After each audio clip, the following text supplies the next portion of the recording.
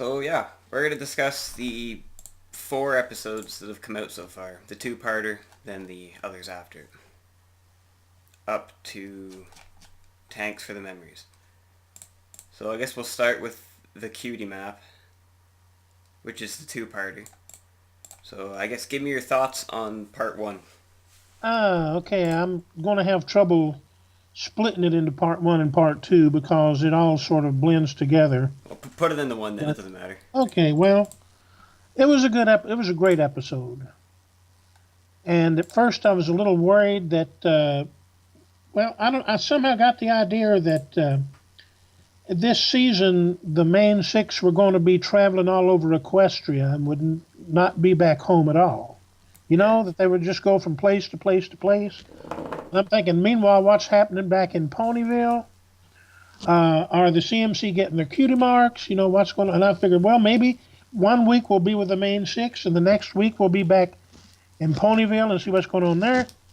And I was glad when they came back home and episode two was set back home again. I'm getting a little antsy now because it's getting about time for them to go somewhere again, I think. Yeah, like it seems maybe it's gonna be like every 5 episodes or something. They head out Maybe. something like But that. anyway, the first two episodes, great villainous, great creepy smiles. Um, I mean, it was right out of what? The Twilight Zone? Yeah, Or what was the name of that movie? The Stepford Wives? These were the Stepford Ponies. brilliant. Um, yeah, that was. Yeah, it kind of worried me too if it was gonna turn into like Dora the Explorer kind of thing where they're never in the same spot Yeah. and just kind of all over the place. But it Well, in some of the promos, remember some of the show's creators and writers have said this season we're going to see all those places. yeah, So I just assumed, it'd be one week here, the next week there. yeah, And I'm glad to see that their lives are not completely, turned upside down. yeah. They're still doing their thing. Yeah. Uh, But, first two episodes, the two-parter, like I said, it was clever writing. It was hilarious. Great new characters. I think I have a new waifu now. who'd that I, be? I think Night Glider's my new waifu. Brilliant, Yeah. brilliant. I like the episode. Like I like the background was always different. There's always like cliffs and whatnot. It wasn't all that same kind of repetitive background. Uh-huh. I like the house design and all that. Oh, yeah. And, I found that the legs on the characters when the ponies walked, the legs were like better animated. They didn't look kind of like they were kind of stiff almost. Hmm. Well, I mean, the series has beautiful animation, always has. Yeah, they got better. Poor Fluttershy. She was the one who was in love with the place. I suppose because the houses all look like hers. Pretty Or, much. And yeah, everyone was nice. everyone was nice. No one was evil. Well, at least it didn't look like they're evil. No. But the new characters, let's see, Party Favor. Yeah, He should get together with Pinkie Pie sometime. And she's Sandwich, too. sounds about right. And Sugar Belle, she should get together with Pinkie and Bake. And then there's my waifu Night Glider, who's voiced, by the way, by Rebecca Shoichet, Oh, that was the Sunset Shimmer girl, right? Sunset Shimmer. She also voiced Sugar Belle. Hmm. She voiced both of those characters. Do you know who did the villain? What was it? I forget her name now. Actually, I Starlight forget Glimmer. her name too. Yeah, Starlight Glimmer. I forget the name. Kelly Sheridan or something like that. Oh yeah. Sheridan or something. I may have the first name wrong. I may have the last name wrong, but it was something like that. But a great, great voice acting job. Beautiful. Yeah. And at the end, as behooves friendship is magic. I mean, Starlight doesn't get punished or anything. She gets defeated. Her plot gets foiled, as it should. But she gets away. She gets away, but as Twilight says, she needs to do some thinking. Maybe when she has some time to think, she'll realize that you have influenced her. This is My Little Pony. This is not, $1 million Dungeons movie. and Dragons or anything. Yeah. They're not going to put her in the pen, They're not gonna execute her. Oh, God forbid. But they're not going to put her in the pen, where she uses her magic to lift a hammer and make small rocks out of large rocks. But Yeah. maybe she'll rethink it. I like to think that sometime before the end of the series, maybe in the finale, she'll be back either unreformed or who knows, maybe reformed, and she may go back to the village, the nameless village. Yeah. Village of the Darned, or whatever we want to call it. And Did it have a name? Was it just no, our town? it didn't have a name. I think it was just our town. The nameless town. Huh. The nameless place. Just as information, there is a little town or hamlet or something in Tennessee named Nameless. Nameless? Nameless, yeah. That's pretty crazy. Okay. So yeah, let's go on to Castle Sweet Castle. Okay, now, of the episodes we've seen so far, this was, to me, personally, the weakest. Yeah. But it was still good. It established that our girls are still back home. They've not left. And it offered some closure to the destruction of the Golden Oak Library. Yeah. Was it they hung it from the ceiling, the roots of it? I think in the castle is what they did. That's a pretty good idea. I wouldn't have thought of that. That was a good idea on their part. No, I mean, you think of it, the roots are the part of the tree you never see. Yeah. And you think, that they would use the branches as decorations, but no, they use the roots, which, even though you never see it, is the basis for the whole thing. Yeah. So maybe there's a message there. It was pretty good. It was a funny episode, like Spike and whatnot. It was actually pretty funny in that one. But there wasn't any action really. The song was good, for sure.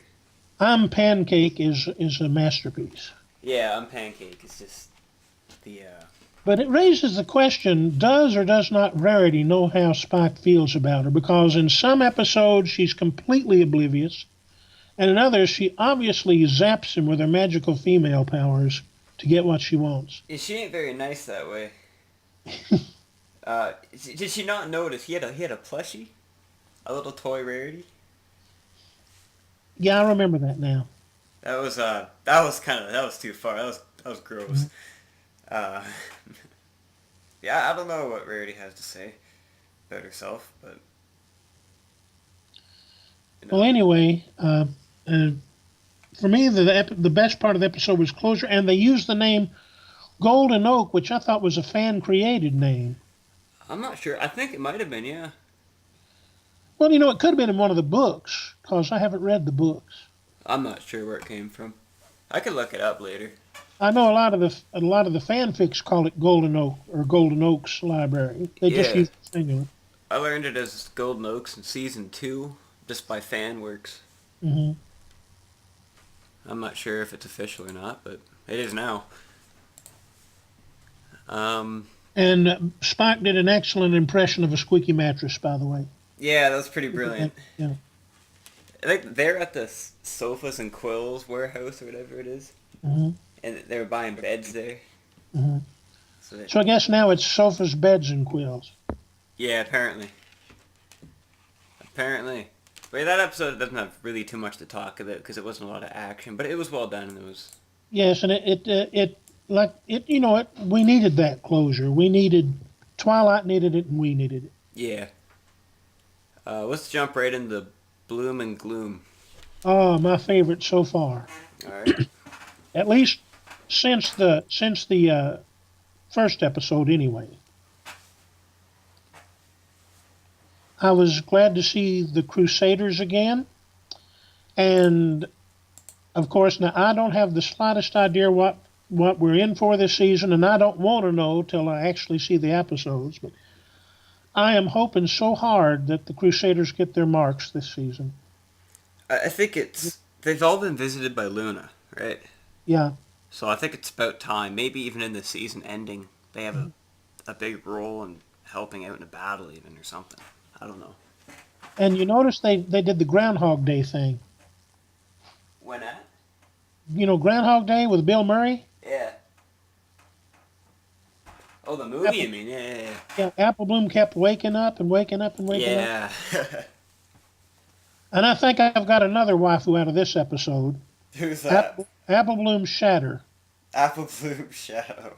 Yeah. Why? The voice is just beautiful. I see. Sounds pretty cool. It's creepy looking, the eyes it had. But I thought for just a minute, and I know I'm not the only one because I've done some checking online, I thought that Apple Bloom was encountering Starlight Glimmer. Yeah. With the whole theme of cutie marks, it kind of Yeah. tied in there. Of course, Starlight was never that creepy, No. but it's true. We're sometimes our own worst enemies. Yeah, for sure. I like any episode that has Luna come into it because she doesn't get enough time.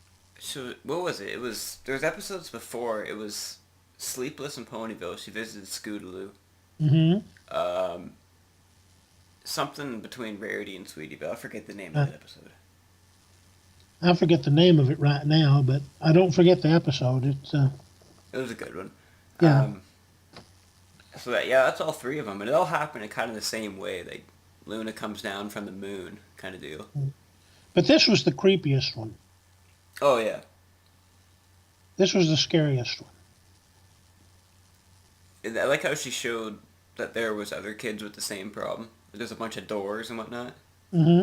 That was pretty cool. I like the way that looks.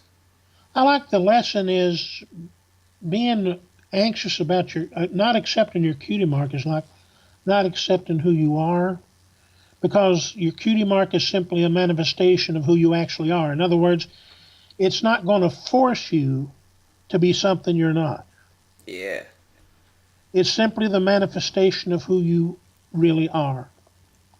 That takes a lot of a lot of people are worried about the fatalism and the absence of free will Yeah. that the cutie mark implies, but I think that deals with it very nicely. It was creative when they had it was like a bug catcher or something. Yeah, pest pony. That was a lot like Ghostbusters to me, man. And those Twitter mites. You Yeah. have you have to wonder, do they actually exist in Equestria, or do they just exist in that dream of hers? Yeah, you gotta wonder, like, is that guy who catches him, is he out there somewhere? Hmm. Like, saving the world every 10 minutes? That'd be spooky. That is. It's weird. There's probably gonna be a bunch of fanfics about that, with that dude. Just that guy's adventures alone. No, we need fanfics about Apple Bloom Shatter now. Yeah, we'll get that too. Apple Bloom Shatter needs to, break away and be a villain or something. I wanna make a fanfic. A really cute villain, Yeah. with that voice. She tells Applin to do horrible things. Like steal. Well, That no. This is friendship is magic. If she's going to tell her to do horrible things, she's going to tell her to litter. litter. That's right. There you go. That would actually make a Or, decent episode. or go the wrong way on a one-way street or something. Yeah. Not drive, just walk. Yeah. It's gotta be, I guess it's gotta be PG, you know? Walk on the grass or something. Yeah. Fair enough. So that was a pretty good one. And Yes, then the last one to discuss was excellent. yesterday. Thanks for the memories. Is yesterday's episode. Tank for the Memories, yeah. I think Cindy Morrow, I think this is her first story she's written. Well, she did a good job. Yeah. Bloom and Gloom was done by Josh Haber, I guess, says. Is that a new name too? I think so. Then I think the cutie map was Scott Sonneborn, Megan McCarthy, and M.A. Larson's. I don't know if Scott's new. I don't Oh, remember. one final observation about Bloom and Gloom. I was concerned that the original voice actors for the Cutie Mark Crusaders would be getting too old, Yeah. and they would have to get new voices that didn't sound like the old. Apparently, at least the way they're listed, it's still the three original voice actors. Yeah, I wouldn't want them to change even if it was, because they are growing up. They might as well have a voice change. The But thing as about long this fandom is that we like the voice actors because they go to cons, so they're not really replaceable. as long as they, can do the voices like they've always been done. Now, I mean, Michelle can do anything. Yeah. And what's the name of the lady who speaks for Scootaloo? She's young. I don't know. Hang on. Well, anyway, she's a little older, and she has that really raspy voice. Her name is Madeline Peters. Madeline Peters. Well, they're not going to lose her. I mean, because she was an adult when she started doing Scootaloo. Yeah. Scootaloo's voice is one of those adult versions of a child's voice. But I mean, Michelle and Claire were actually kids when they started. Hmm. But so far they're doing good. I don't know if they're having to speed them up. I was mostly concerned about Claire because she has the youngest and most juvenile voice with those little squeaks and breaks. Yeah. But if that was really her, she was in good form. Spot on. Anyway, sorry about detracting from the last step. We'll go back to talk about tortoises now. Yeah, no worries.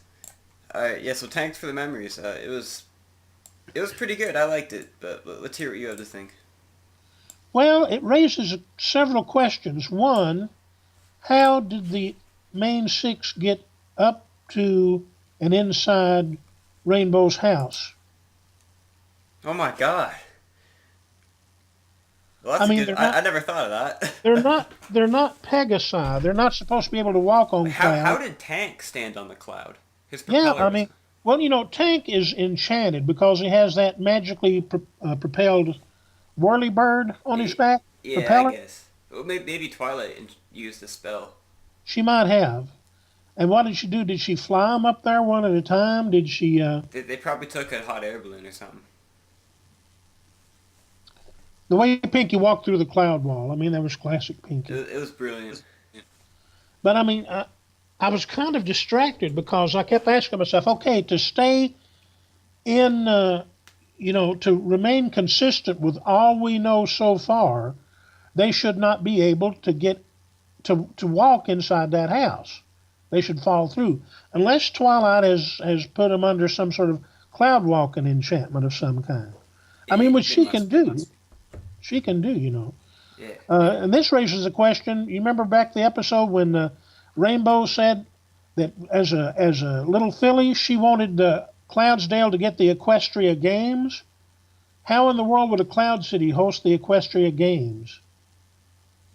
Yeah. Only Pegasi would be able to compete. It wouldn't have anyone except for Of course, Pegasi. they could build some sort of a stadium on the ground under Cloudsdale, but we just learned yesterday that Cloudsdale is not in one place. It moves constantly. Well, what if Cloudsdale could float down?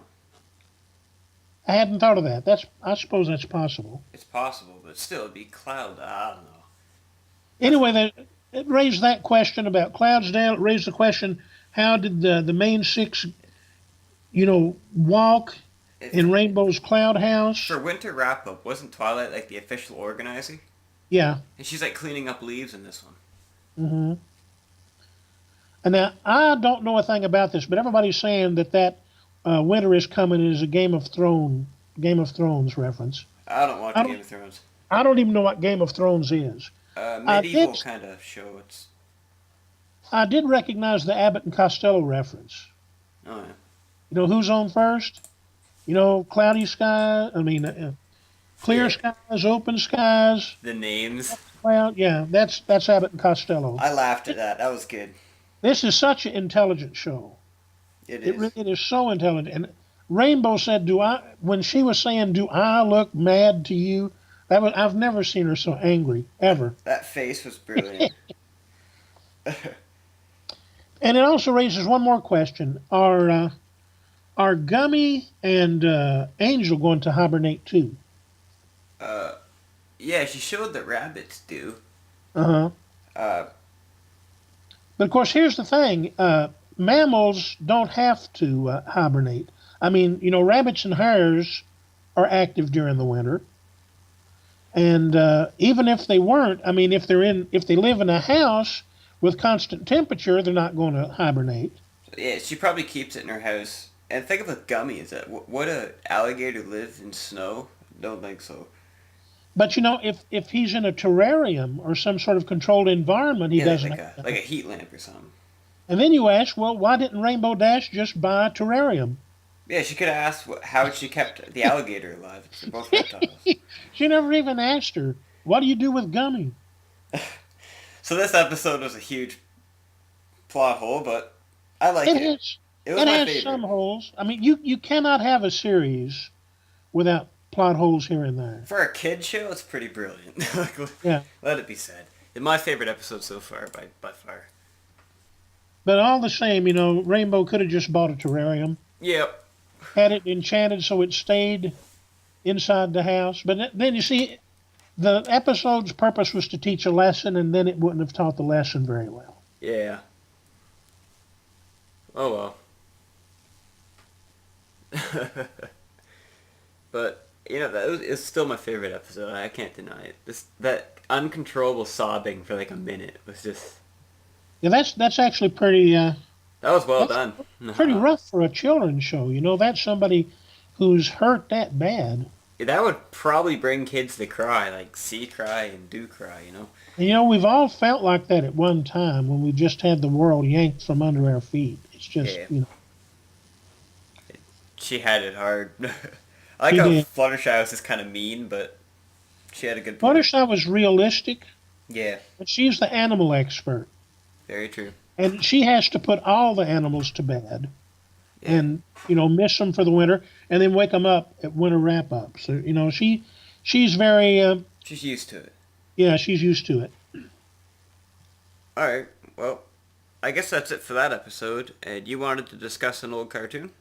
Yes, I was hoping we could start a segment where every week or every podcast, whenever they come out, I'm going to be 58 years old in a little under 3 months. All right. And I have been a cartoon fan since childhood, since the early 60s. My first cartoons were Tom Terrific from Captain Kangaroo and the Mighty Mouse Playhouse. And that's some old stuff. And I wanted to start with a very obscure cartoon that I think more people should know about. And probably the only person, I'm probably the only brony who has ever heard of this cartoon because nobody talks about it anymore. And it's going to sound kind of blah, but I give you my word, it is not blah. It was a CBS Saturday morning cartoon version of The Lone Ranger. All right. Now everybody says, duh, Lone Ranger. Now this was very, very different. This was not a traditional Lone Ranger type show. Well, first let's get some of the production values, production information. I'm getting this from Wikipedia because I didn't memorize it when I was 9 years old. Fair enough. The series, it says, was produced by Herb Klin and Jules Engel of Format Films, Hollywood, and our Transit Park Studios in Australia. There were 26 episodes in all. Excuse me. It ran for 3 years, September 10th, 1966 to September 6th, 1969. Executive producer Arthur A. Jacobs. The Lone Ranger's voice was provided by Michael Rye. Tonto's voice was provided by Shepard Menken. Shep Menken did several cartoon voices. One of the voices he used to do was, I'm sure that no brony remembers the old original early 1960s Alvin show. We all know Alvin and the Chipmunks. Yeah. But the original early 60s version was called the Alvin Show, and this was the original Dave Seville, who died in January 1972. The Dave Seville in the later ones is his son, Ross Bagdasarian Jr. Shep Mencken provided the voice of Clyde Crash Cup, who was the inventor on the Alvin Show. Okay. Okay, so Michael Rise, the Ranger, Shepard Mencken is Tonto, narrated by Marvin Miller, who was Michael Anthony on an old CBS anthology series called The Millionaire, which I'm sure nobody else has heard of. I never heard of it. You have? I That's the. haven't. I haven't. Oh, you haven't. No. But now, what makes this cartoon different is it was what the kids today call steampunk. Oh yeah. It was not a traditional Western. The Lone Ranger had to face really bizarre villains with science fiction elements. For example, an army of wind-up dolls. It's actually seemed to have been based on the Wild Wild West. Now I'm sure you remember the Wild Wild West. The movie? No, the TV show with Robert Conrad. Let me think. Let me look it up. I might need a photo. Let's see. The Wild Wild West was a really bizarre steampunk Western with science fiction elements. Yeah, I don't remember. And the number one villain was a little midget named Miguelito Loveless. Wait, did he have a huge hat that covered his eyes? No. Oh, then I don't know him. Anyway, he was played by Michael Dunn, who was all over television in the late '60s and early '70s. Anyway, there was an evil midget in this cartoon show. His name was Tiny Tom. Excuse me. And he was the recurring villain on this Lone Ranger show. He's the one who came up with the idea of an army of wind-up toys who would take over. You know, which is something Miguelito Loveless would have done. Yeah. And Tiny Tom was voiced by one of the all-time great voice actors, Dick Beals, who died just 3 years ago at the age of 85. I didn't even know he was dead. I just looked him up. Dick Beals had a condition where he never went through puberty, ever. He died at the age of 85. He still hadn't gone through puberty. He voiced Davy on Davy and Goliath. He voiced, let's see, Frankenstein Jr. and the Impossibles. Buzz Conroy. He's the one with the radar ring. He was Frankenstein Jr.'s pal. He got on his shoulder. They flew around, catching villains. And he also voiced Speedy, the old Alka-Seltzer character in the old Alka-Seltzer cartoons. That's awesome. So he was the ultimate voice actor, because he... Well, no, he's not the ultimate voice actor, because his voice is always the same. But he kept it, though. Like, he could keep his low voice. It was exactly the same. He's not the only one. Back in old radio, there was somebody named Walter Tetley, who also never went through puberty, they say. And most of the listeners will know him as the original voice of Sherman in the Peabody and Sherman cartoons. Oh, yeah. There's Walter Tetley, yes, but Dick Beals was a great voice. His voice, in so many ways, reminded me of the late Billy Mae Richards, who was the voice of Rudolph the Red-Nosed Reindeer. Really? Yeah, they sound very similar, except Billy Mae Richards was a woman who simply, did her voice that way, and Dick Beals, as I said, simply never experienced puberty. So he had that voice throughout his life. That's crazy. Anyway, he voiced Tiny Tom, who was this really bizarre sci-fi steampunk villain that the Lone Ranger had to keep defeating. And there was also a recurring villainess, named the Black Widow, who was voiced by Agnes Moorehead. You know who Agnes Moorehead was, right? Nope. No. Before my time. I never got to see Remember, too many cartoons as a kid. Do you remember the Bewitched TV show? Bewitched? Bewitched. Darren and Samantha? I don't remember Bewitched. Don't think so. Only cartoon I got to watch was just Looney Tunes. This wasn't a cartoon. No? No, Excuse me. Agnes Moorehead was a very respectable, famous actress. She started out with Orson Welles in the Mercury Theater of the Air on radio. She was in Citizen Kane. Okay. And she played Andorra, Samantha's mother, on the Bewitched TV series in the late 60s and early 70s. She voiced the Black Widow on this version of the Lone Ranger. It's a really bizarre series. I wish people could see. I wish I could see it. I think there's only one episode up on YouTube. It's very bad quality, and it's one with Agnes Moorehead as the Black Widow. Hmm. But that's our old cartoon for this show. Alright, right on. It's all before my time is the problem. I didn't see much cartoons when I was younger, so or anything, any shows really. Well, this is before you were born. Like I say, I'm Yeah. taking advantage of my age here. Yeah. I'm trying to introduce you young people to some of the stuff that came along before you were born. Yeah. I think the oldest And cartoon I had was Looney Tunes. this one was really strange. I think if it were available, a lot of bronies would enjoy it simply because it's so unusual.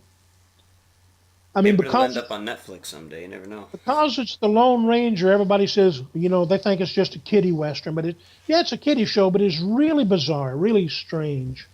Well, from your time, cartoons weren't as soft-hearted.